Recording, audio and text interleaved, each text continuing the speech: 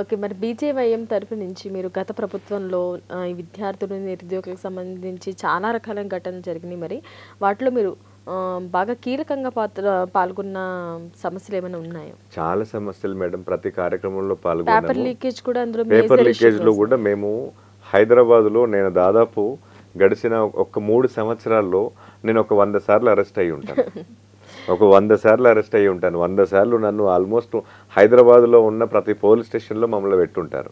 ప్రతి పోలీస్ స్టేషన్‌లో అది నిరుద్యోగ సమస్య మీద కొట్లాటలు కావచ్చు, టీఎస్పీఎస్సీ కొట్లాటలు కావచ్చు, ఇంటర్మీడియట్ విద్యార్థి సంబంధించినటువంటి కొట్లాటలు కావచ్చు, స్టూడెంట్స్ స్కూల్ పాఠశాల సంబంధించినటువంటి సమస్యల మీద కావచ్చు, దాంతోపాటు వేరే ప్రభుత్వ ప్రజా వ్యతిరేక విధానాల మీద కావచ్చు, కేసీఆర్ తీసుకున్నటువంటి ఒక నియంతమైనటువంటి నిర్ణయాలకు వ్యతిరేకంగా కావచ్చు, అనేక ఉద్యమాల్లో ప్రతి ఉద్యమాల్లో మేము పాల్గొన్నాము. లాఠీ చార్జ్ తోటి దెబ్బలు తిన్నాము, లాఠీ దెబ్బలు తిన్నాము. ఒక్కొక్క సందర్భం మమ్మల్ని అరెస్ట్ చేసి హైదరాబాద్ చుట్టూ తిప్పేవాళ్ళు.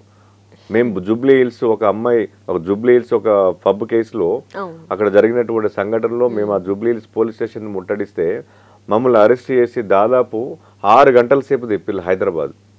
6 గంటల సేపు, ఎక్కడ జూబ్లీ హిల్స్, ఎక్కడ బొల్లారం. 6 గంటల సేపు హైదరాబాద్ ఎండాకాలం, అసలు వాటర్ లేక నోరు ఎండిపోయి కళ్ళు తిరిగినటువంటి పరిస్థితులు.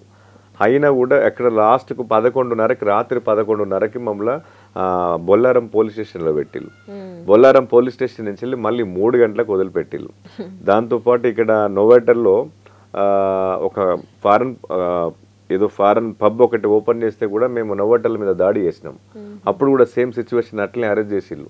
సెంట్రల్ యూనివర్సిటీలో కిస్ ఆఫ్ లవ్ ప్రోగ్రామ్, అంటే కమ్యూనిస్ట్ పార్టీకి సంబంధించినటువంటి స్టూడెంట్ ఆర్గనైజేషన్స్ ఆ కిస్ ఆఫ్ లవ్ ప్రోగ్రామ్ ఏదైతే కేరళలో ఉందో అది తీసుకొచ్చి మన దగ్గర రుద్దే ప్రయత్నం చేసి ఇక్కడ పిల్లల్ని జడగొట్టాలని చెప్పి, పాశ్చాత్య సంస్కృతిని ఈ దేశంలో కూడా పెంచి పోషించాలన్నటువంటి ఒక దురాలోచనతోటి కమ్యూనిస్ట్ విద్యార్థి సంఘాలు ఆ రోజు ప్రయత్నం చేస్తే కూడా సెంట్రల్ యూనివర్సిటీలో అడ్డుకున్నాం.